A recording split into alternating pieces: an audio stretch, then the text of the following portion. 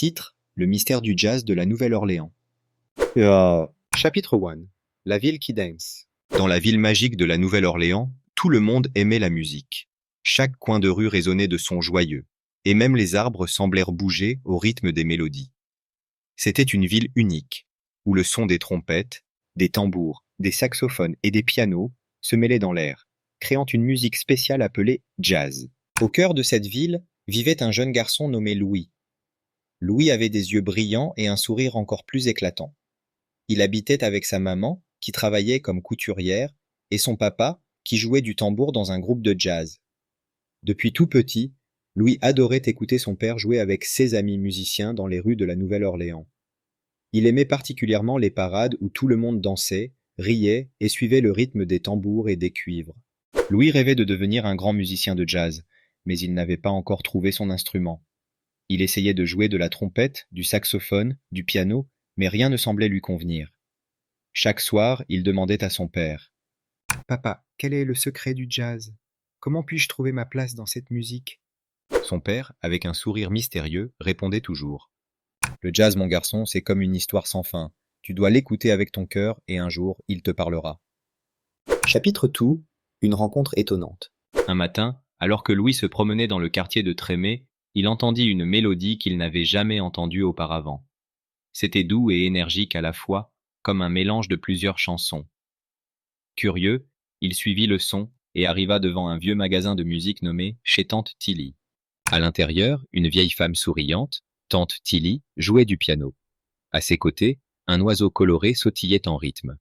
Louis entra doucement et écouta la musique magique qui remplissait la pièce. « Bonjour, jeune homme, » dit Tante Tilly. « Je vois que tu es attiré par la musique. »« Oui, madame, » répondit Louis, un peu timide. « Je veux apprendre à jouer du jazz, mais je ne sais pas par où commencer. » Tante Tilly sourit et dit: « Le jazz, c'est une musique de l'âme née ici, à la Nouvelle-Orléans. Il mélange des rythmes africains, des hymnes européens, des chants créoles et bien plus encore. Si tu veux vraiment connaître le jazz, tu dois découvrir ses racines. Viens avec moi ce soir, et je te montrerai quelque chose de très spécial. » Louis accepta avec enthousiasme. Il sentait que Tante Tilly détenait un secret qui pourrait l'aider à comprendre le jazz. Chapitre 3. La parade des ancêtres. Cette nuit-là, Tante Tilly emmena Louis dans un coin reculé de la ville, près du vieux cimetière de Saint-Louis. Là, une parade incroyable se préparait. Il y avait des tambours, des trompettes, des saxophones et des personnes de tous âges et couleurs, vêtues de costumes éclatants, dansant et chantant avec tout leur cœur. « Bienvenue à la Second Line, » murmura Tante Tilly. « Ici, les gens célèbrent la vie de ceux qui ne sont plus avec nous. Ils utilisent la musique pour honorer leurs ancêtres et pour exprimer leur amour et leur joie. » Louis regardait avec des yeux grands comme des soucoupes. Chaque note jouée, chaque pas de danse semblait raconter une histoire. C'était un mélange de bonheur, de tristesse et d'espoir. Les musiciens jouaient en improvisant, s'écoutant les uns les autres et répondant aux sons autour d'eux. Louis comprit alors que le jazz était bien plus qu'une simple musique. C'était une conversation, une histoire racontée par des instruments. Tante Tilly lui donna une petite clarinette qu'elle avait apportée et lui dit: « Essaie de jouer avec eux, jeune Louis. N'aie pas peur de faire des erreurs. Le jazz aime les imperfections, car elles sont ceux qui le rendent vivant. » Chapitre Four. La quête de la clé de jazz. Louis prit une profonde inspiration et commença à jouer quelques notes hésitantes. Au début, il se sentit maladroit, mais bientôt, il trouva un rythme qui lui semblait naturel. Les autres musiciens sourirent et lui firent signe de continuer. Il se laissa emporter par la musique, sentant la clarinette vibrer dans ses mains comme un oiseau qui s'envole. Soudain, un homme mystérieux en habit noir apparut. Il s'appelait Monsieur Nocturne, un chef d'orchestre célèbre qui rêvait de contrôler le jazz pour en faire une musique sérieuse et sans joie. Monsieur Nocturne n'aimait pas l'improvisation ni la liberté des musiciens de la Nouvelle-Orléans. Il croyait que tout devait suivre des règles strictes. « Je vois que tu joues bien, petit, » dit-il à Louis, « mais si tu veux vraiment apprendre le jazz, tu dois suivre mes règles. Abandonne ce chaos et rejoins mon orchestre. » Mais Louis sentit que quelque chose n'allait pas. Tante Tilly l'avait prévenu que le jazz ne pouvait jamais être enfermé dans une cage de règles.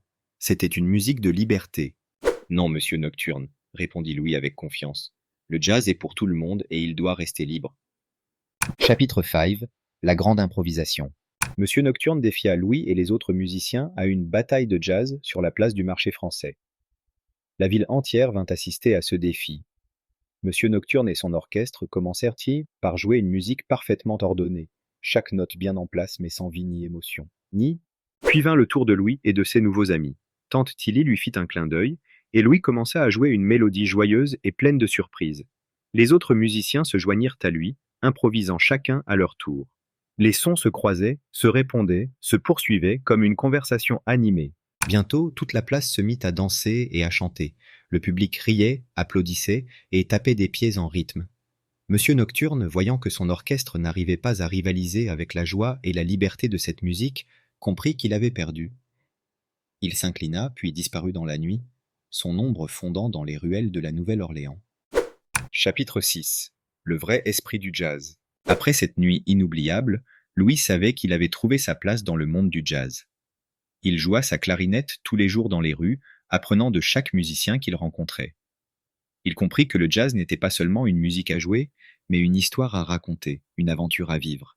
Les rythmes du Congo Square, les chants créoles, les mélodies des églises et les improvisations des musiciens de rue, tout cela faisait partie du jazz de la Nouvelle-Orléans, une musique qui venait du cœur et qui parlait à chacun d'une manière différente. Et ainsi, Louis continua de jouer, grandissant avec chaque note, inspirant à son tour les enfants et les adultes de sa ville. La Nouvelle-Orléans continua de danser et de chanter, portée par les sons du jazz qui ne cessaient de vivre et de grandir, toujours plein de surprises et de nouvelles histoires à raconter. Fin.